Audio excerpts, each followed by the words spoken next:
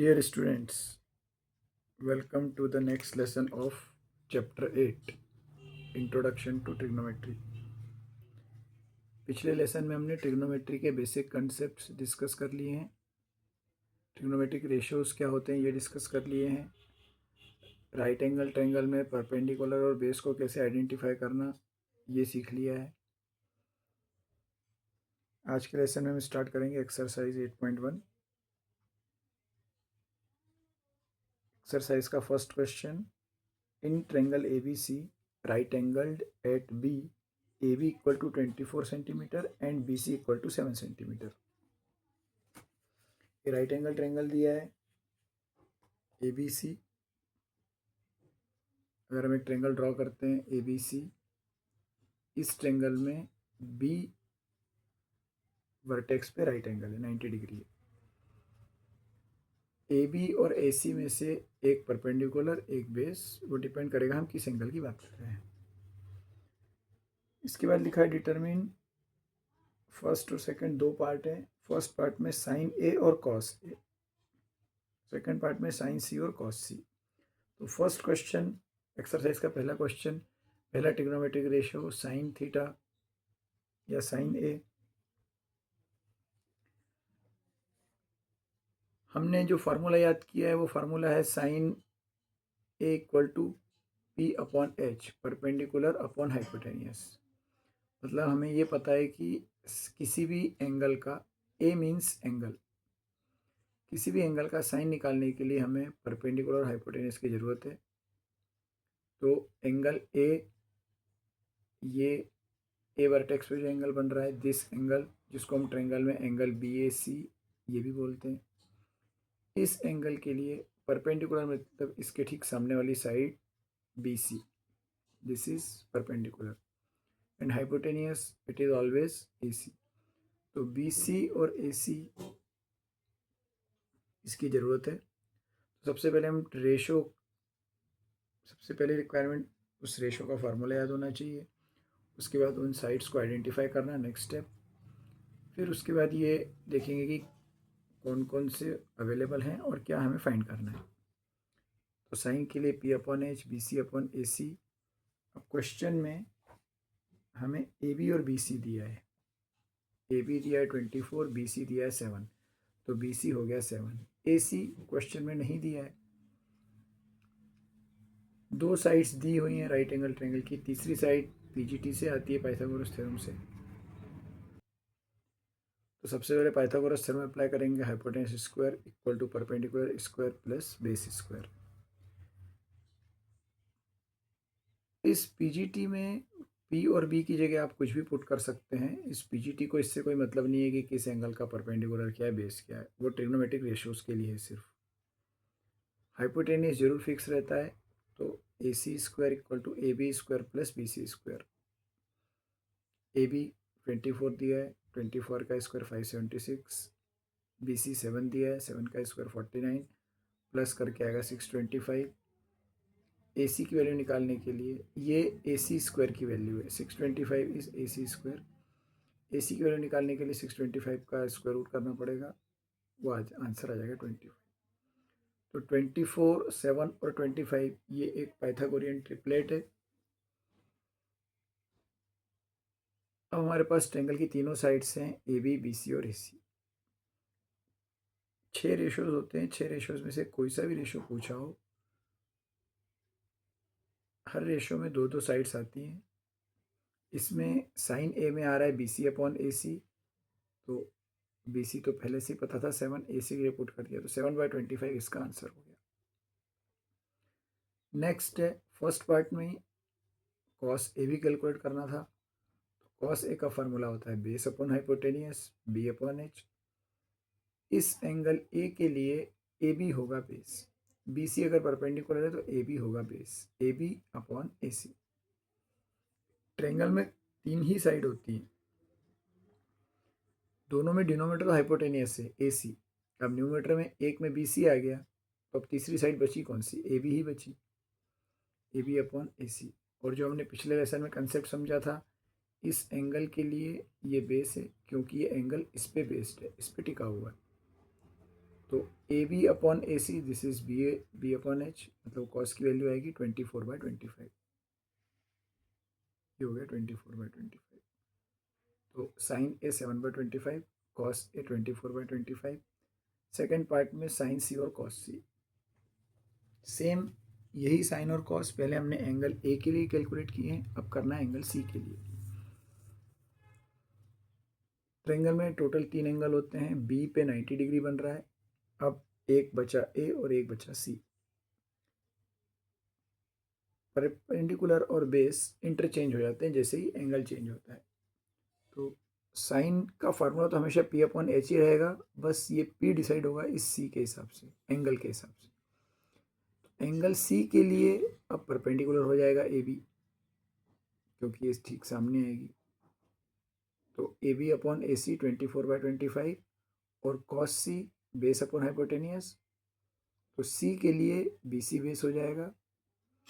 Number यही दो हैं, 7/25, 24/25, इंटरचेंज हो जाते हैं। जो साइन ए की वैल्यू आएगी वो कॉस सी की वैल्यू आएगी, और जो कॉस में ए की वैल्यू आएगी वो साइन में सी की वैल्यू आएगी। क्योंकि 90 डिग्री के बाद जो दो एंगल बचते हैं, फिर से एक बार इस चीज़ को रिवाइज करें पिछले लेसन में जो हमने कंसेप्ट, क्योंकि इस चीज़ की ज़रूरत इस पूरे चैप्टर में पढ़ने वाली है। इस एंगल के लिए ये परपेंडिकुलर है, लेकिन सी के लिए ये बेस है। सिमिलरली एंगल सी के लिए ए बी परपेंडिकुलर है और ए के लिए ये बेस है।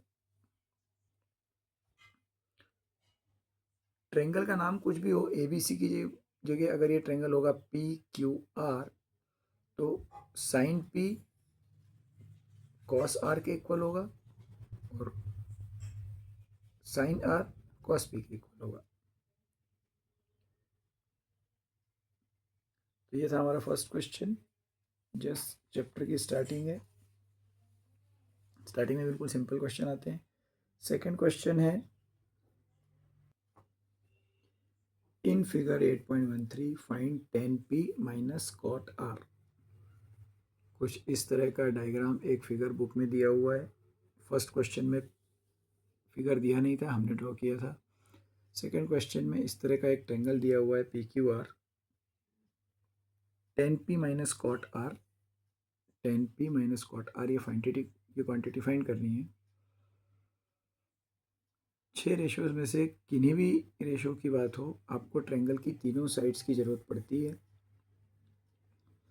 इसमें पी क्यू दिया है 12, पी आर दिया है 13, पी आर ये हाइपोटेनियस हो गया, मतलब इसमें हाइपोटेनियस अवेलेबल है, एक साइड अवेलेबल है, दूसरी फाइंड करनी है। फिर से सबसे पहला काम पीजीटी अप्लाई करेंगे, hypotenuse square equal to perpendicular square plus base square. H की वैल्यू पुट कर दी 13, उसका स्क्वायर, पी की जगह पुट कर दिया 12। जनरली ये जो वर्टिकल साइड होती है इसको हम परपेंडिकुलर की तरह ट्रीट करते हैं, और ये जो हॉरिजॉन्टल साइड होती है इसको बेस की तरह ट्रीट करते हैं, सिर्फ पीजीटी के लिए। बाकी आगे तो एंगल के हिसाब से तय होगा। 13 square equal to 12 square plus B square, 13 का स्क्वायर 169, 12 का square 144, B square as it is, 144 उधर जाके माइनस होगा, तो ये आंसर आ गया 25। 25 इक्वल टू बी स्क्वायर, आप यहाँ तक पहुँच गए। बी कैलकुलेट करने के लिए 25 का रूट। ये प्रोसेस 1 2 3 4 5, ये जो स्टेप्स हैं 5 6 स्टेप्स, ये बिल्कुल सेम टू सेम होंगी, चाहे ये वैल्यूज़ कुछ भी हो, सिर्फ वैल्यूज़ चेंज होंगी। जब परपेंडिकुलर बेस दोनों अवेलेबल रहते हैं तो बिल्कुल सिंपल रहता है, क्योंकि कुछ ट्रांसपोज नहीं करना पड़ता, ये दोनों नंबर्स प्लस होते हैं और लास्ट में जाके स्क्वायर रूट निकलता है। तो यहाँ पर बी की वैल्यू √25 और 25 का रूट हमें पता है 5 होता है। यहाँ पे 25 का रूट +-5 लिखने की ज़रूरत नहीं है, क्योंकि निगेटिव पॉसिबल नहीं है, क्योंकि ये किसी साइड की लेंथ है। बेस मीन्स ये एक्चुअली साइड की लेंथ है, तो यहाँ पर सिर्फ पॉजिटिव वैल्यू लेंगे। जिससे कोऑर्डिनेट ज्योमेट्री वाले चैप्टर में जब हम डिस्टेंस फार्मूला अप्लाई करते हैं, वहाँ भी रूट के अंदर जो नंबर आता है, सपोज वहाँ भी √25 आया, तो हम उसको सिर्फ 5 यूनिट्स लिखते हैं।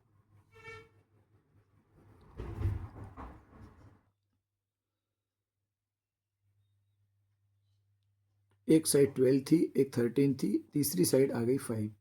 12, 13 और 5 ये भी एक पाइथागोरियन ट्रिपलेट होता है।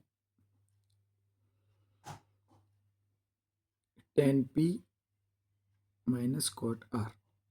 अब 10 का फार्मूला होता है परपेंडिकुलर अपॉन बेस, और कॉट का फार्मूला होता है बेस अपन परपेंडिकुलर। 10 और कॉट एक दूसरे के रेसिप्रोकल हैं। यहाँ 10 किसका निकालना है? पी का, ये एंगल। अब इस एंगल के लिए परपेंडिकुलर है क्यू आर,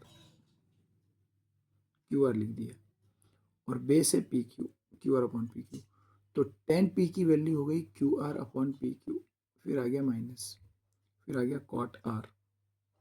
आर एंगल यहाँ पर बन रहा है, और कॉट का फार्मूला उल्टा है बेस अपॉन परपेंडिकुलर। तो आर के लिए बेस ये है क्यू आर और परपेंडिकुलर है P Q. Q R upon P Q, Q R upon P Q.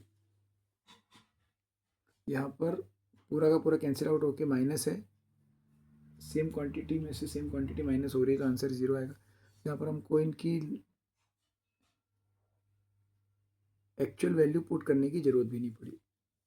अगर हम ये पीजीटी अप्लाई करने के पहले यहाँ पर simply 10p minus cot R का फॉर्मूले पे अगर ध्यान देंगे तो p अपॉन v के हिसाब से Q R upon P Q minus Q R upon P Q equal to 0। तो वो वैल्यू कुछ भी हो, क्यू आर की वैल्यू कुछ भी हो, पी क्यू की वैल्यू कुछ भी हो, अगर किसी राइट एंगल ट्रायंगल में इस एंगल का 10 और इस एंगल का कॉट निकालें तो वो आपस में इक्वल होते हैं। जैसे अपन ने पिछले क्वेश्चन में देखा था कि इसका साइन इसके कॉस के इक्वल, इसका साइन इसके कॉस के इक्वल। तो साइन और कॉस इंटरचेंज हो जाते हैं एंगल इंटरचेंज होने से। इसी तरह से सेक और कॉसेक इंटरचेंज हो जाते हैं, और टेन और कॉट आपस में इंटरचेंज हो जाते हैं। तो इस क्वेश्चन का आंसर सिंपली 0 भी आ सकता है। अगर 10p फाइंड करना होगा, सपोज यहाँ पर 10p माइनस कॉट आर नहीं होगा, सिर्फ होगा फाइंड 10p, तो हमको आंसर निकालना पड़ेगा 5/12।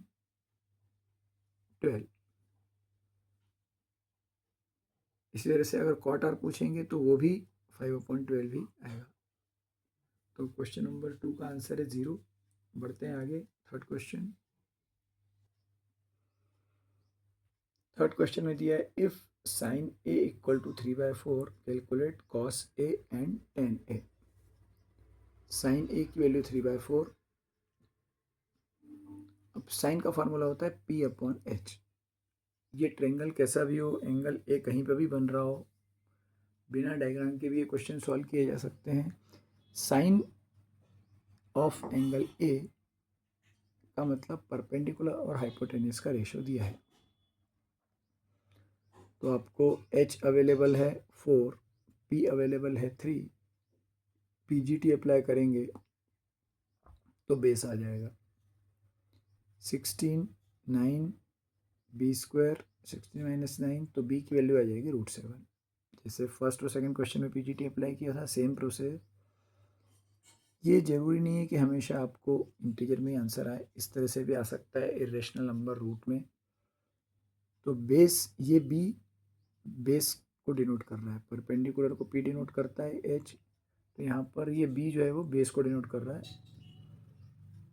अगर साइन ए 3/4 है तो कॉस ए क्या होगा? कॉस ए होता है बेस अपॉन हाइपोटेन्यूज। तो ये एंगल ए जिस भी ट्रायंगल में आ रहा होगा उसका हाइपोटेन्यूज तो फिक्स है। अगर यहाँ पर 4 है तो ये 4 ही रहेगा। बेस हमने कैलकुलेट किया है √7, तो कॉस ए आता है √7/4, और टेन ए कैलकुलेट करेंगे तो p अपॉन बी, कॉस में बेस और हाइपोटेन्यूज है, टेन में परपेंडिकुलर और बेस है। परपेंडिकुलर की वैल्यू है 3 और बेस की वैल्यू आई है √7, तो ये 3/√7। 3/4 एक वैल्यू दी थी, कॉस ए आया √7/4 और टेन आया 3/√7, क्योंकि ये sign A upon cos A ये रेशियो होता है। तो 3/4 को √7/4 से डिवाइड करेंगे, 4 से 4 कैंसिल आउट होकर आ जाएगा 3। तो 10 निकालने के दो तरीके हैं, एक आप p अपॉन बी से भी निकाल सकते हो, और एक साइन को कॉस से डिवाइड करके भी निकाल सकते हो, आंसर सेम ही आएगा। अगर साइन और कॉस दोनों अवेलेबल हैं तो साइन अपॉन कॉस जो निकालेंगे वही डायरेक्टली 10 आ सकता है। तो थर्ड क्वेश्चन बहुत ही सिंपल था। पढ़ते हैं आगे। Next question number 4, given 15 cot A equal to 8, find sine A and sec A।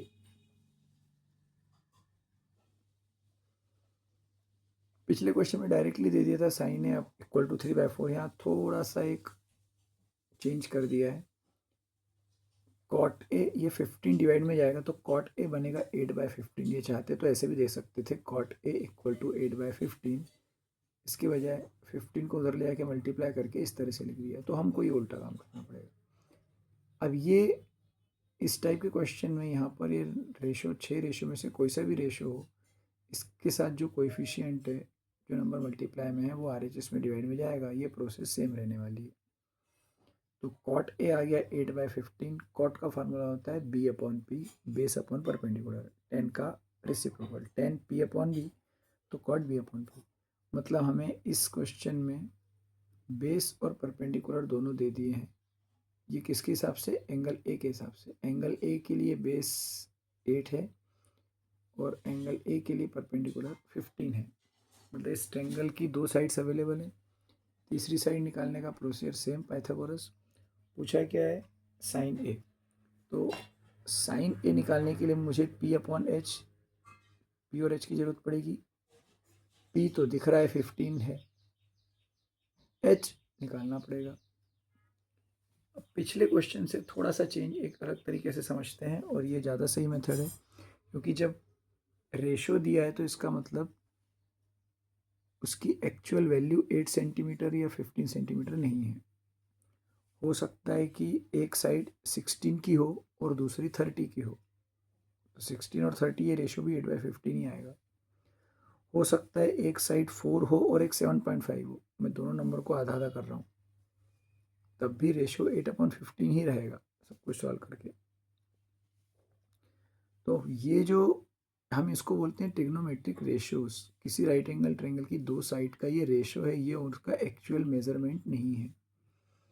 इसका मतलब कोई एक कॉमन नंबर है जिसका सब में मल्टीप्लाई किया जा सकता है, जैसे हम रेशो के क्वेश्चन में करते हैं। अगर दो नंबर का रेशो 2:3 दिया हो तो हम उसको जनरली 2x और 3x या 2k और 3k लेके क्वेश्चन को सॉल्व करते हैं।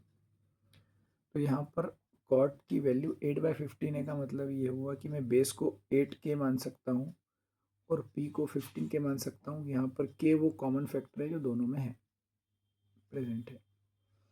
तो जब PGT अप्लाई करेंगे तो p की जगह 15 न रखे, 15k पुट करेंगे, 15k²। बेस की जगह 8k², ये आ जाएगा 225k² प्लस 64k², दोनों का प्लस करके 289k²। और हाइपोटेन्यूस निकालने के लिए इसका रूट, तो रूट 289k²। सारा प्रोसेस सेम है, सिर्फ साथ में एक k और चल रहा है, क्योंकि हमको पता नहीं है कि इनकी एक्चुअल लेंथ क्या है। 289 17 का स्क्वायर होता है। यहाँ पर 289k² का मतलब मैं इसको समझ सकता हूँ कि इन दोनों के बीच में मल्टीप्लाई का साइन है, 289 इंटू k²। तो रूट में दोनों नंबर्स को अलग अलग किया जा सकता है। रूट 289 रूट k², 289 का रूट हो गया 17 और k² का रूट हो गया k। तो जब हम दो साइड्स, जो साइड्स दी हुई हैं उनको k की टर्म्स में लेंगे तो तीसरी भी अपने आप k की टर्म्स में ही आएगी, इस पूरे प्रोसीजर को फॉलो करते हुए। तो अगर किसी राइट एंगल ट्रायंगल का बेस 8k है, परपेंडिकुलर 15k है, तो उसका हाइपोटेन्यूस 17k होगा। अब ये k कुछ भी हो सकता है। अगर k की वैल्यू 1 हो गई तो ये नंबर सचमुच 8, 15 और 17 हो जाएंगे। k की वैल्यू 2 हो गई तो ये 16, 30 और 34 हो जाएंगे, एंड सो ऑन। k की वैल्यू कुछ भी हो सकती है, डेसिमल में भी हो सकती है, क्योंकि जो भी रहेगा वो तीनों साइड्स के लिए सेम रहेगा। अब हमें इस क्वेश्चन में दो चीज़ें पूछी थी, sine A and sec A. Sine A P/H, perpendicular की जगह पुट करना है 15k और हाइपोटेन्यूस की जगह पुट करना है 17k। तो लास्ट में k वापस कट जाएंगे, 15 और 17 ही आएगा। अब आप बिना के लिए अगर इसको कैलकुलेट करते तो भी ये 17 ही आता, 8, 15, 17। तो 15/17 ये रेशो हुआ साइन ए का, और सेक ए ये होता है H/B, हाइपोटेनियस अपॉन बेस। तो हाइपोटेनियस है 17k और बेस है 8 से के कैंसिल। तो अगर कॉट ए 8/15 है तो साइन ए आता है 15/17 और सेक ए आता है 17/8। तो ये था क्वेश्चन नंबर 4। तो हमने इस लेसन में 4 क्वेश्चन डिस्कस कर लिए इस एक्सरसाइज के 1 2 3 4। अभी तक बिल्कुल सिंपल है। सिंपली पाइथागोरस थ्योरम अप्लाई करके तीसरी साइड फाइंड करना है और इन रेशियोज़ के फार्मूले में पुट करना है। सिर्फ रिक्वायरमेंट ये है कि ये सारे के सारे 6 रेशियो के फार्मूले याद होने चाहिए। जैसा कि हमने पिछले लेसन में डिस्कस किया था, हमको 3 फार्मूले याद करने हैं, साइन, कॉस, टेन, और बाकी की 3 इनके रेसिप्रोकल होते हैं। कौन सा किसका रेसिप्रोकल है ये सिर्फ इसको याद रखना है। तो इसके आगे क्वेश्चन हम आगे के लेसन में करेंगे। मिलते हैं नेक्स्ट लेसन में। Thank you.